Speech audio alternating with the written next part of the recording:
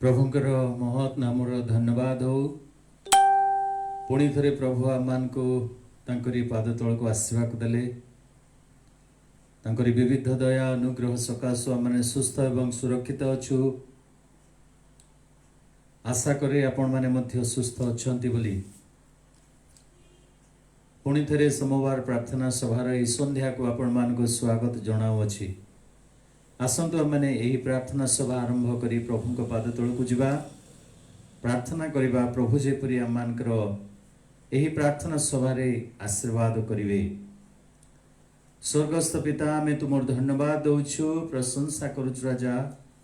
तुम्हें जे अच्छ से अच्छ अनादि काल अनंत काल पर्यंत अपरिवर्तनीय प्रभु परमेश्वर से आमे तुम धन्यवाद दौछु तुम प्रशंसा करुछु। प्रभु आमर जीवन में घात प्रतिघात आसीपे संकट महामारी दुर्भिक्ष शत्रु शयतान परीक्षा प्रलोभन आसीपे किंतु तुम्हें तो चिरकाल समान परमेश्वर तेणु आमे तुम धन्यवाद दौछु।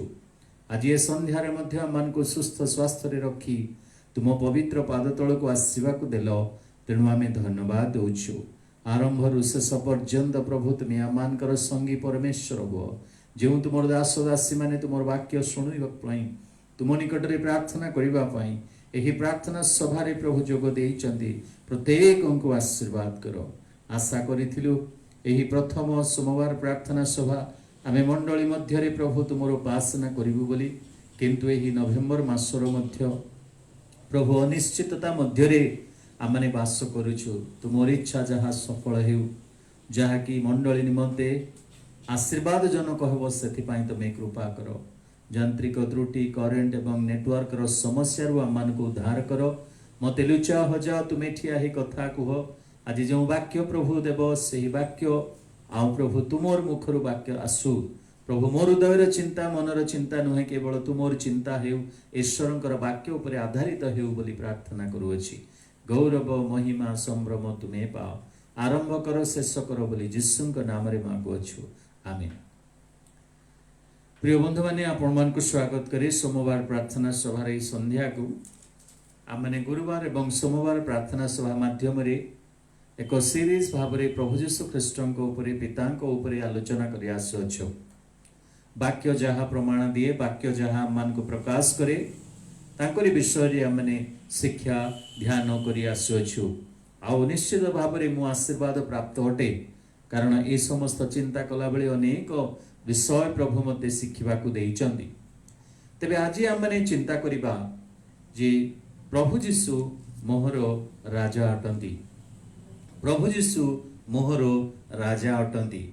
आमने जीशु को बंधु रूप परम वैद्य उपरे परम बंधु भाव पुणी विशोधनकारी भाव से आमर जगतर ज्योति भाव से आमर सपक्षवादी से आमर आउ निर्माणकर्ता से आमर फाउंडेशन मूल भित्ति से आमर जीवंत प्रस्तर एपरी अनेक विषय मैंने शुणी आसिलु किंतु आज आम आलोचना करवा प्रभु जीशु मोहर राजा कहीं शिरोनामाटी मु आज देली why I am given this title I could have give something else अन्य किछि मु देई पारि थांती किंतु प्रभु मते काहे की कथा कहिले जे प्रभु जीशु मोहर राजा बोली काहे की मु आउ प्रेरणा पाइली कारण ईश्वरंकर वाक्य रे आपण माने देखिबे प्रभु जीशु ख्रीष्ट को केउ माने केउ राजा भाव रे प्रकाश करिचंती।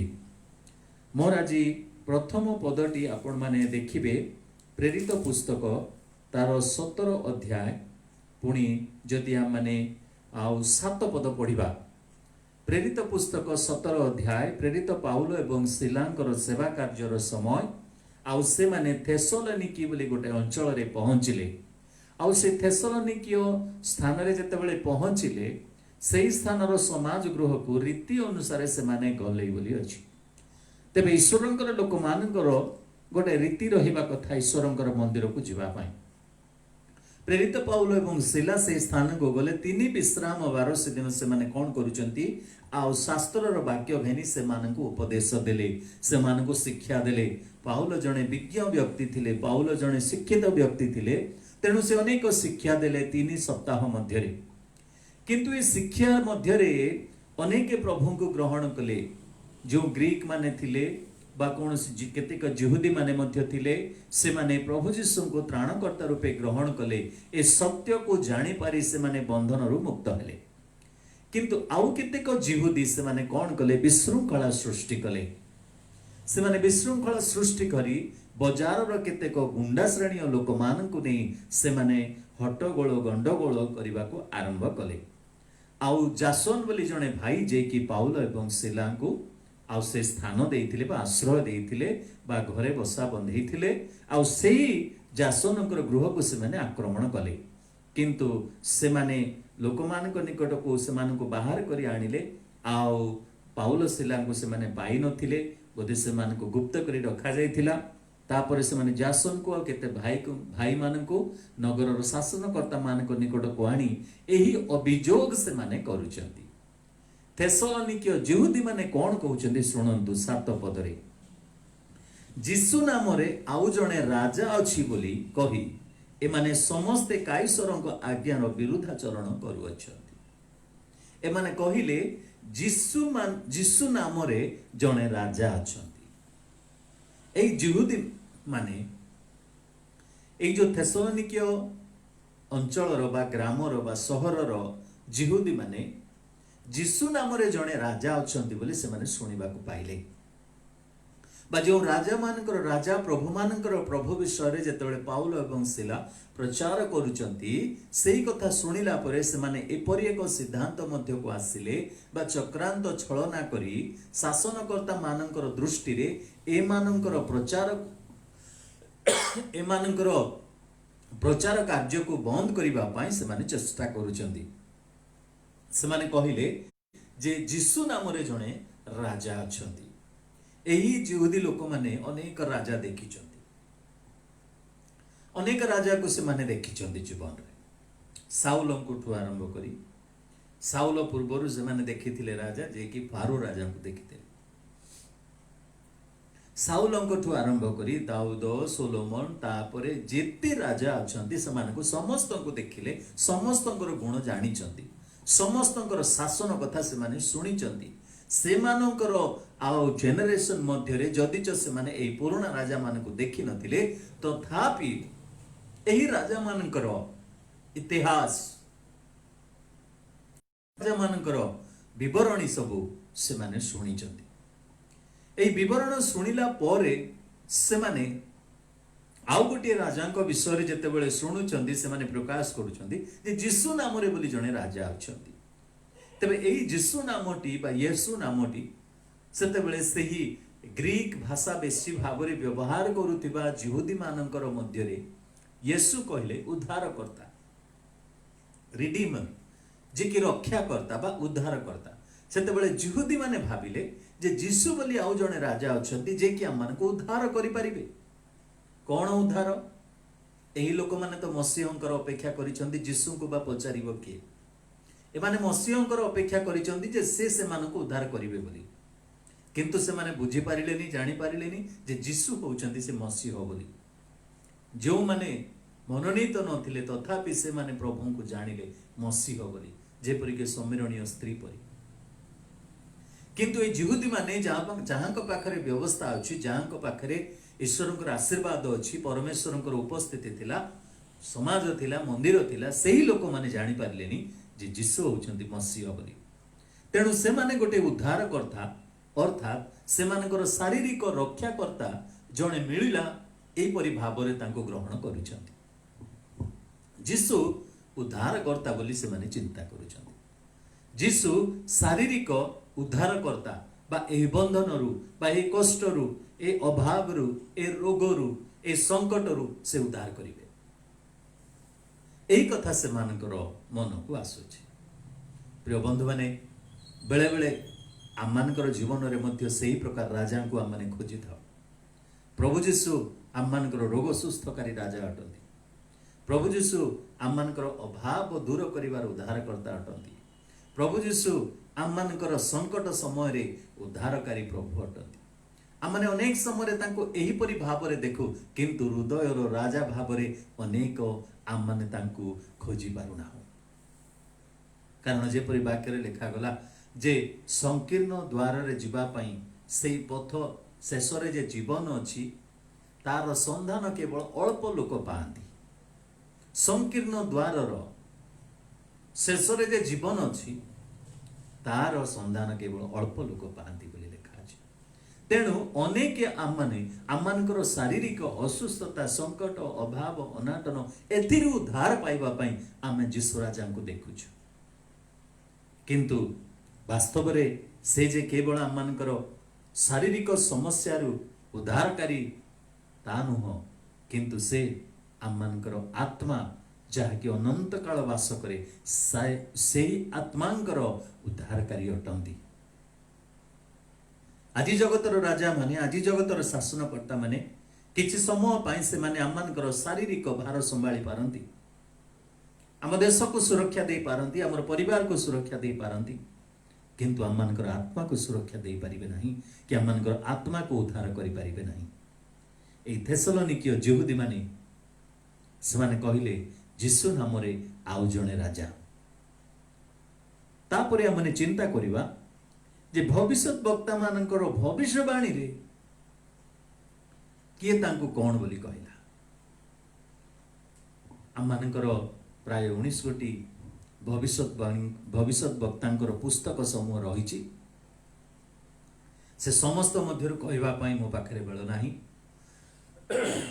किंतु केवल एतिकी कहबी जो हमर मेजर प्रॉफिट्स अछंती 5 जण से मानको मध्यरु केवल 3 जण कौन कहंती, जिसाय, जेरेमिया एवं दानिएल।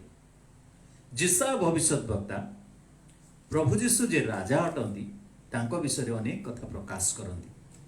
जदि मो सहित दया करी खोलिबे जिसाय पुस्तक तार 9 अध्याय तार 7 पद, 9 अध्याय तार 7 पद। एथरे प्रकार लिखा जाए, जिसाय भविष्यत वक्ता ए कथा कहंती, ताहांकर कर्तृत्व वृद्धि और शांतिर सीमा रहिबो नाही। से दाऊदंकर सिंहासन रे और ताहांकर राज्य रे उपविष्ट होई न्याय विचार और धार्मिकता रे एक क्षण ठारू अनंत काल पर्यंत ताहा सुस्थिर और सुदृढ़ करिवे। सैन्याधिपति सदाप्रभु उद्योग एहा साधन करिवो। केउ राजांको विषय रे भविष्यत वक्ता भविष्यवाणी देउचंती। जिसाय भविष्यत वक्ता एही कथा कहउचंती जे जणे धार्मिक राजा आसीबाकू जाउचंती। एही धार्मिक राजा किए ना, से होउचंती प्रभु जीशु ख्रीष्ट, जहाँको विषय भविष्यवाणी लेखा गला। जदि से प्रभु जीशुंकर जन्म किंबा तांकरी एही जगत रे राज्य करिवार विषय को से देखु नाहंती, किंतु से देखुचंती तांकर से शांति राज्य स्थापन को। प्रभु जीशु ख्रीष्टंकर जगतर किछि अंश देखिला परे तांकर जन्म एवं तांकर सफरिंग बा क्लेश को देखिला परे से देखुचंती तांकर भविष्यतर शांति राज्य को। कौन बोली से कहउचंती 7 पदरे कहले कर्तृत्व वृद्धि हेबो, तांकर जो शासन रहिबो, तांकर जो क्षमता रहिबो ताहा वृद्धि पाइबो, शांतिर सीमा रहिबो नाही। शांतिर सीमा रहिबो नाही। पुणी से न्याय विचार करिवे, से न्याय विचार करिवे। मोर प्रिय बंधु माने, न्याय विचार से करिवो जे कि जने धार्मिक थिबो। न्याय विचार से करंती जे कि धार्मिक राजा स्वर्ग रे उपविष्ट हे न्याय विचार करिवे बोली प्रकाशित पुस्तक रे लिखा जाय। तार विचार सब न्याय थिबो। आज अनेक समय रे हम माने न्याय पाई न थाओ। एही विचारालय रु सेही विचारालय को जिबो, सेही कोर्ट को जिबो, सेही कचेरी को जिबो, सेही पाख को जिबो, किंतु अनेक समय रे हम माने न्याय पाई न थाओ। जो माने सत्य रे थांती से माने मध्य केस रे हारी जांती। आज आम जदि गोटे ऑफिस को जीवु, आज गोटे थाना को जीवु, कि आज आम कौन से स्थान को जीवु जो थी कि आम न्याय आशा करुवा, न्याय भाव में जहाँ प्राप्त होबार थी ताहा पाइबा पई आशा करुवा, मोर प्रिय बंधु माने अनेक समय आम न्याय पाई न थाउ। किंतु प्रभु को धन्यवाद देउ, से राजा जेते बेले शासन करिवे सेही समय केवल से न्याय विचार करिवे। जस्टली ही विल डू, से न्याय विचार करिवे। पुणी कहउछंती तांकर न्याय कथा जदि आम जिसाय पुस्तक तार 11 पर्व जो 4 पद जदि आमने पढ़िबा सेथिरे जिसाय भविष्यत वक्ता कहउछन्ति चारि पदरे मात्र से धर्म रे दिनहीन मानकर विचार करिवे और पृथ्वीस्थ नम्र लोक मानक सकाशे न्याय रे अनुजोग करिवे पुणी से आपणा मुखस्थित दंड द्वारा पृथ्वी की आघात करिवे और आपणा ओष्ठाधरर निश्वास द्वारा दुष्ट को संहार करिवे।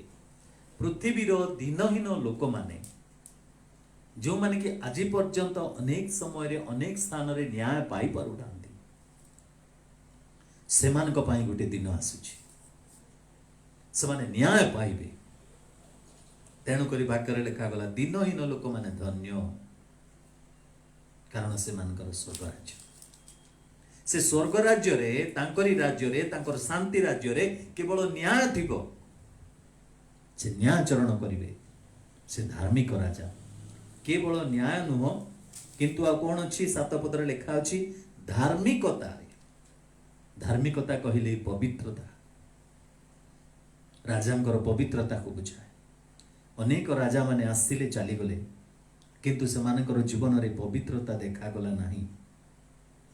दाऊद बोलंतु सोलोमन बोलंतु किंबा साउल बोलंतु मोर प्रिय बंधु माने पवित्रता सेमानकर जीवन मध्य रे नथिला अनेक कर्म करिसंती अनेक धर्म करिसंती अनेक उच्च स्थली सब नाश करी से माने परमेश्वरंकर मंदिर को जीर्ण संस्कार करी समस्त विषय करिसंती सत किंतु पवित्रता सेमानक पाखरे बेसी परिमाण रे देखा गला नाही।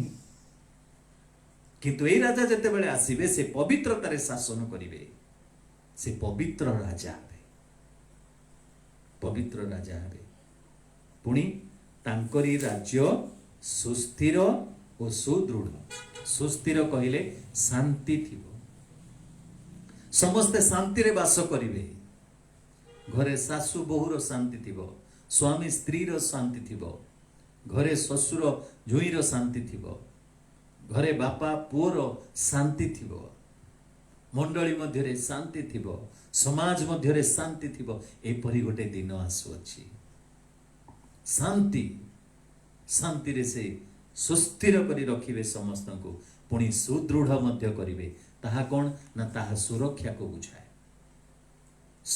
बुझाए जिसा भविष्यत वक्ता एही धार्मिक राजा को विषय रे से प्रकाश करूचंती।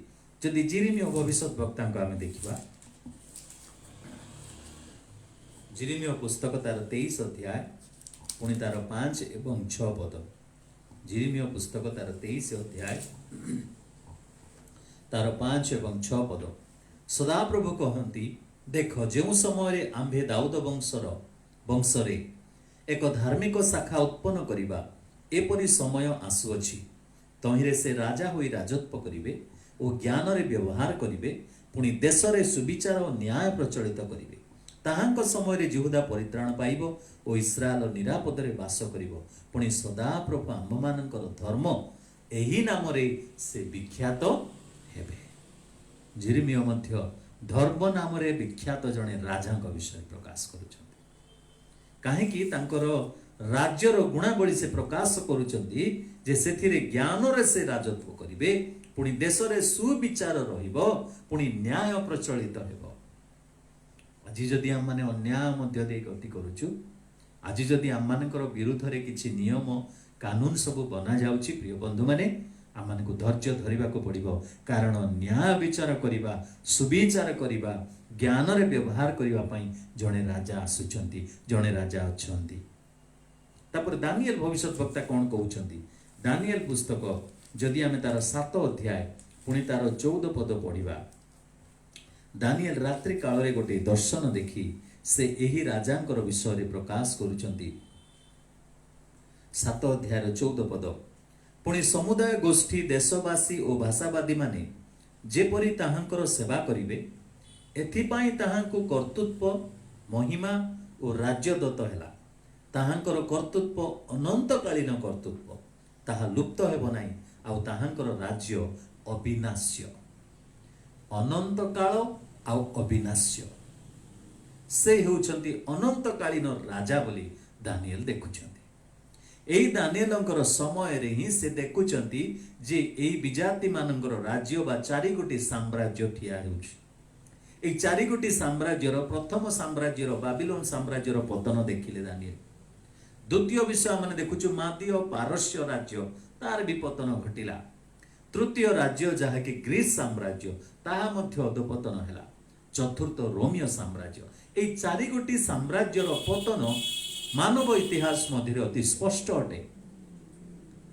ମହାନ ମହାନ ରାଜା ଥିଲେ ସେମାନେ, ଅନେକ ବିଷୟ ସେମାନେ କରିଥିଲେ, କିନ୍ତୁ ସେମାନଙ୍କର ପତନ ଘଟିଲା, ସେମାନେ ନାଶ ହେଲେ, ସେମାନଙ୍କର ରାଜ୍ୟ ମଧ୍ୟ ଖଣ୍ଡ ଖଣ୍ଡ ହେଲା। କିନ୍ତୁ ଜଣେ ରାଜା ଆସୁଅଛନ୍ତି, ସେ ରାତ୍ରି କାଳରେ ସ୍ୱପ୍ନ ଦେଖି ଏହି କଥା ପ୍ରକାଶ କରୁଅଛନ୍ତି ଯେ କି ଅନନ୍ତ କାଳ କର୍ତ୍ତୃତ୍ୱ କରିବେ ଏବଂ ତାହାଙ୍କର ରାଜ୍ୟ ଅବିନାଶ୍ୟ ହେବ। ଭବିଷ୍ୟତ ବକ୍ତା ମାନେ ସେହି ଧାର୍ମିକ ଏବଂ ଅନନ୍ତକାଳୀନ ରାଜାଙ୍କ ବିଷୟରେ ପ୍ରକାଶ କରୁଛନ୍ତି, ସେ ହେଉଛନ୍ତି ମୋର ଯୀଶୁ। ତୃତୀୟ ବିଷୟ ଆମେ ଦେଖିବା, ପଣ୍ଡିତ ମାନେ ତାଙ୍କୁ କ'ଣ ବୋଲି କହିଲେ। ଯଦି ମାଥିଓ ଲିଖିତ ସୁସମାଚାର ତାର 2 ଅଧ୍ୟାୟ ଅତି ପରିଚିତ ଅଂଶ, ବଡ଼ଦିନ ଆସୁଛି ଆଉ ସେହି ସମୟରେ ଆମେ ପ୍ରାୟ ଏହି ଅଂଶକୁ ପଢ଼ିଥାଉ। ମାଥିଓ ପୁସ୍ତକ ତାର 2 ଅଧ୍ୟାୟ ପୁଣି ତାର 1 ଏବଂ 2 ପଦ। ହେରୋଦ ରାଜାଙ୍କ ସମୟରେ ଜିହୁଦା ପ୍ରଦେଶର ବେଥଲିହମରେ ଯୀଶୁଙ୍କ ଜନ୍ମ ହେବା ପରେ ଦେଖ, ପୂର୍ବ ଦେଶର କେତେକ ପଣ୍ଡିତ ଜେରୁସାଲେମକୁ ଆସି କହିଲେ, ଜିହୁଦୀମାନଙ୍କର ଯେଉଁ ରାଜା ଜନ୍ମଗ୍ରହଣ କରିଛନ୍ତି ସେ କେଉଁଠାରେ? କାରଣ ଆମ୍ଭେମାନେ ପୂର୍ବ ଦେଶରେ ତାହାଙ୍କ ତାରା ଦେଖି ତାହାଙ୍କୁ ପ୍ରଣାମ କରିବାକୁ ଆସିଅଛୁ। ପ୍ରିୟ ବନ୍ଧୁମାନେ, ପୂର୍ବ ଦେଶୀୟ ପଣ୍ଡିତ ଯେଉଁମାନେ କି ପାରସ୍ୟ ଦେଶରୁ ସେମାନେ ଆସୁଛନ୍ତି, ଅନେକ ଦୂର ଯାତ୍ରା କରି ଯେତେବେଳେ ସେମାନେ ପଲେଷ୍ଟିୟ ସ୍ଥାନରେ ବା ଇସ୍ରାଏଲ ଲୋକମାନଙ୍କର ସ୍ଥାନକୁ ଆସି ପହଞ୍ଚିଲେ, ପାଲେଷ୍ଟାଇନରେ ଆସି ପହଞ୍ଚିଲେ, ଆଉ ସେମାନେ କହୁଛନ୍ତି ଯେ ଯେଉଁ ତାରାକି ସେମାନଙ୍କୁ କଢ଼େଇକି ଆଣିଲା, ସେମାନେ କେମିତି ଜାଣିଲେ ଯେ ଜିହୁଦୀମାନଙ୍କର ରାଜା ଜଣେ ଜନ୍ମ ହୋଇଛନ୍ତି ବୋଲି। ପାରସ୍ୟ ଦେଶରେ ମଧ୍ୟ ତାହା ସମସ୍ତଙ୍କର ପରିଚିତ ଥିଲା। ଏହି ପୂର୍ବ ଦେଶୀୟ ପଣ୍ଡିତ ମାନେ, ଜ୍ଞାନୀ ମାନେ, ସେମାନେ ଅତି ଦୂର ଯାତ୍ରା ଅତିକ୍ରମ କରି ଆସି ପହଞ୍ଚିଲେ। ପୁଣି ସେମାନେ ଖୋଜୁଛନ୍ତି ରାଜପ୍ରସାଦରେ ଯେ ଜିହୁଦୀମାନଙ୍କର ରାଜା ଯେ ଜନ୍ମି ଅଛନ୍ତି ସେ କେଉଁଠାରେ। କେହି ଜନ୍ମ ହେଉ ରାଜା ହୁଏ ନାହିଁ। 7-8 ବର୍ଷରେ ରାଜା ହେଇଛନ୍ତି ସତ, କିନ୍ତୁ ତାଙ୍କୁ ରାଜାଭିଷେକ କରାଯାଇଛି, କିନ୍ତୁ ମୋର ଯୀଶୁ ସେ ଜନ୍ମରୁ ରାଜା। ତେଣୁକରି କହିଲେ ସେ ଜିହୁଦୀମାନଙ୍କର ରାଜା ଯେ କି ଜନ୍ମ ହେଇଛନ୍ତି ସେ କାହାନ୍ତି? ପ୍ରିୟ ବନ୍ଧୁମାନେ, ତାରା ସେମାନଙ୍କୁ ସେହି ଗୃହ ଆଡ଼କୁ କଢ଼େଇକିରି ନେଲା। ମୁଁ ଜାଣେ ନା ସେ ତାରା କ'ଣ। ତାରାକୁ ସ୍ୱର୍ଗୀୟ ଦୂତଙ୍କୁ ମଧ୍ୟ ବୋଲି ପ୍ରକାଶ କରାଯାଏ। ପ୍ରଭାତୀ ତାରା ହେଲେ ପ୍ରଭୁ ଯୀଶୁ ଖ୍ରୀଷ୍ଟ ମଧ୍ୟ ହୋଇଥାଇପାରେ ଯେ ଜଣେ ଦୂତ ମଧ୍ୟ ସେମାନଙ୍କୁ କଢ଼େଇକି ନେଇଥିବେ। ତାରା ସେମାନେ ପୂର୍ବ ଦେଶରେ ଦେଖିଥିବେ, କିନ୍ତୁ ଯେତେବେଳେ ସେହି ଗୃହ ଆଡ଼କୁ ସେମାନେ ଯାଉଛନ୍ତି, ବୋଧେ ଜଣେ ଦୂତ, କାରଣ ସେହି ତାରା ଯାଇ ସେହି ଗୃହରେ ସ୍ଥିର ହେଲା ବୋଲି ଲେଖା, ସ୍ଥଗିତ ହେଲା ବୋଲି ଲେଖା ଅଛି 9 ପଦରେ। ସେଥିରେ ସେମାନେ ରାଜାଙ୍କ କଥା ଶୁଣି ଚାଲିଗଲେ। ଆଉ ଦେଖ, ସେମାନେ ପୂର୍ବ ଦେଶରେ ଯେଉଁ ତାରା ଦେଖିଥିଲେ ତାହା ସେମାନଙ୍କର ଆଗେ ଆଗେ ଯାଇ ଯେଉଁଠାରେ ଶିଶୁ ଥିଲେ ଶେଷରେ ସେହି ସ୍ଥାନ ଉପରେ ସ୍ଥଗିତ ହେଲା। ହେଇଥାଇପାରେ ତାରା କିମ୍ବା ହେଇଥାଇପାରେ କୌଣସି ସ୍ୱର୍ଗୀୟ ଦୂତ ତାଙ୍କୁ ଗାଇଡ୍ କରୁଥିଲେ। ସେ ଯାହା ବି ହଉ, କିନ୍ତୁ ସେମାନେ ଦେଖିଲେ ଯେ ଜିହୁଦୀମାନଙ୍କର ରାଜା ବୋଲି, ସେମାନେ ଜନ୍ମିଥିବା ରାଜା ସେମାନେ ପ୍ରକାଶ କରୁଛନ୍ତି। ଚତୁର୍ଥ ବିଷୟ, ଶିଷ୍ୟମାନେ କ'ଣ କହିଲେ?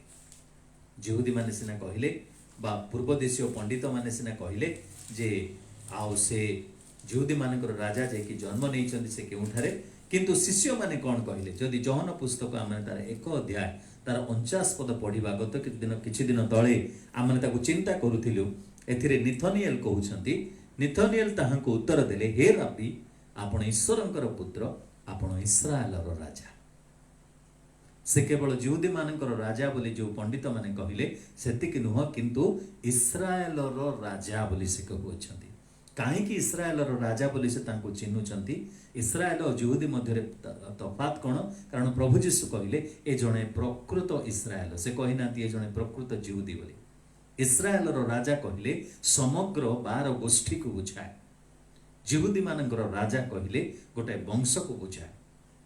ଯଦିଚ ଜିହୁଦୀମାନଙ୍କର ରାଜା ପ୍ରକୃତରେ ଜିହୁଦା ବଂଶରେ ଜାତ ହୋଇଥିବାରୁ ତାଙ୍କୁ ଜିହୁଦୀମାନଙ୍କର ରାଜା ବୋଲି କୁହାଗଲା, ଆଉ ଏହି 12 ଗୋଷ୍ଠୀକୁ ମଧ୍ୟ ଜିହୁଦୀ ବୋଲି ଆମେ ଗ୍ରହଣ କରୁ, ତଥାପି ଏହି ନାମରେ କିଛିଟା ଗୋଟେ ପାର୍ଥକ୍ୟ ଦେଖାଯାଏ। ଇସ୍ରାଏଲର ରାଜା ଯେତେବେଳେ ନିଥନିଏଲ କହୁଛନ୍ତି, ହେ ପ୍ରଭୁ ତୁମେ ଇସ୍ରାଏଲର ରାଜା, ଇସ୍ରାଏଲର ରାଜା କହିଲେ 12 ଗୋଷ୍ଠୀର ରାଜା, समस्तंकर राजा सेही कथा से प्रकाश करुचंती। प्रभु मध्य कहले एहा ठारे छलना नाही, जा ठारे तिक्तता नाही, से प्रभु को प्रभु बोली चिन्हिब, राजा को राजा बोली चिन्हिब, तार क्षमता को क्षमता बोली चिन्हिब। से कहले इस्राएल रो राजा। तापरे पंचम विषय माने देखिबा जहा कि जोहन पुस्तक तार 19 अध्याय 19 पदरे, पुणी माथ्यू तार 27 अध्याय तार 37 पदरे, माथ्यू तार 27 अध्याय तार 37 पद।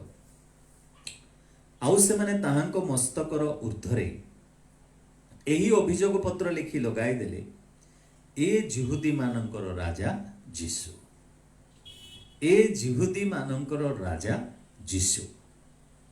अर्थात से माने ग्रहण करू नथिले, किंतु से माने कहिले ए जिहुदी मानकर राजा जीशु, किंतु इंडिकेट करई देले समग्र इस्राएल को, समग्र विजाति मानकु, समग्र लोकं को काल्वरी क्रूस ऊपर झुलुथिबा से जीशु को देखै कहिले ए जिहुदी मानकर राजा जीशु। इट इज ट्रू बोली से माने प्रकाश करूचंती। मु कहिछि मध्ये आपण मानकु जे लेखिबा लोक पिलातर लोक हेले मध्ये स्वर्ग ए कथा को लेखिथिला, तेणु करी से कहले मु जहा लेखि देइछि। जेतेबेले साधुकी फारसी माने कहले आओ काहे कि ए कथा लेखिलो, सेतेबेले से कहले मु जहा लेखि देइछि ताहा लेखि देइछि। पिलात कहले ए जिहुदी मानकर राजा जीशु, ए जिहुदी मानकर राजा जीशु। षष्ठ विषय स्वर्ग कौन बोली प्रकाश करे एही राजा को। जदि आमे प्रकाशित पुस्तक तार 17 अध्याय तार 14 पद देखिबा, सेथिरे लेखा अछि से माने मेष शावक सहित युद्ध करिवे, आउ मेष शावक से मानकु जय करिवे, कारण से प्रभु मानकर प्रभु और राजा मानकर राजा। पुणी जो माने ताहांक सहित अछंती से आहूत मनोनीत विश्वस्त लोक माने मध्य जय करिवे। 19 पर्वर 16 पद टिके पढ़िबा। ताहांक वस्त्र रे ताहांक जंघ देश रे एही नाम लिखित अछि, राजा मानकर राजा और प्रभु मानकर प्रभु। एटा स्वर्ग प्रकाश करूछि। आमे सिना देखिलु अनंत कालीन राजा, आमे सिना देखिलु जीशु ए जणे राजा, आमे सिना देखिलु जे से आ जिहुदी मानकर राजा, आमे सिना देखिलु जे से होछंदी इस्राएल रो राजा, किंतु स्वर्ग कोन बोली घोषणा करूछि ना, स्वर्ग घोषणा करे इस राजा मानकर राजा, ए राजा मानकर राजा, ए प्रभु मानकर प्रभु अटंती। हालेलुया। स्वर्ग से ही स्पष्ट विषय आउ रहस्य किछि रखु नांती, आउ गुप्त रखिबार विषय किछि नहीं, किंतु सब किछि से प्रकाश करूचंदी ए राजा मानकर राजा, प्रभु मानकर प्रभु। से दिन ए जगतर जेतेक राजा मध्य थिबे समस्त एकत्र हेले मध्य समस्त बसीभूत हेबे, कारण वाक्य रे लेखा अछि जिसाय पुस्तक 11 पर्वरे जे तांकर मुखर सेही निश्वास रे से दुष्ट मानकु संहार करिवे, तांकर लौह दंडरे से समस्त को शासन करिवे। से राजा मानकर राजा, से प्रभु मानकर प्रभु। तेबे सप्तम विषय मु कौन कहिबी, से परि जणे राजा जे कि सदा जीवित अटंती, से परि जणे राजा जे कि अदृश्य अटंती, से परि जणे राजा जे कि अनंत काल वास करंती, से परि जणे राजा जे कि महिमामय अटंती, जे कि दयालु अटंती, जे कि पवित्र अटंती, जे कि न्याय विचारकर्ता अटंती, जे कि विश्वस्त अटंती, जे कि सुरक्षाकारी अटंती, जे कि तांकर वर्णना करा जाई न पारे, से परि जणे राजा हेले अद्वितीय राजा। तो मते कोन हबो? से जदि अद्वितीय राजा, मोर कोन हबो? मो सहित दया करी खुलंतु, आपण मध्य दया करी आपणर हृदय को खोलंतु, कारण गीत संगीता तार 2:6 पद जदि आपण देखिबे, सदा प्रभुंकर मनोनीत राजांक विषय लेखा अछि, मात्र मु आपण राजा को आपण पवित्र पर्वत सियोन रे स्थापन करियछि। मु मोहर मनोनीत राजांको कोठी रखिबी ना, पवित्र पर्वत सियोन रे रखिबी। पवित्र पर्वत सियोन जेपरि कि आम हृदय मध्य पवित्र पर्वत सियोन परि आम मानकर जीवनर मु मोहर राजा को कौटी रखी आम हृदय मध्य रखी। आज आपणकर हृदय मोर हृदय क्यों राजा अच्छा किए राज करुचंती किंतु जीशु मोहर राजा हटंती।